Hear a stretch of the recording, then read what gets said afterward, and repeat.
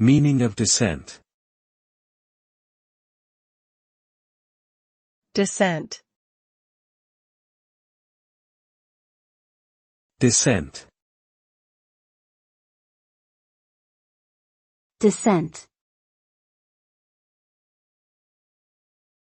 Descent. The word descent generally refers to the act of moving downwards or declining from a higher position. It can also refer to the origin or ancestry of someone or something. In both cases, the result is a change from a higher or better state to a lower or worse state. This could be a physical descent down a slope, a social or economic decline, or a decrease in quality or value.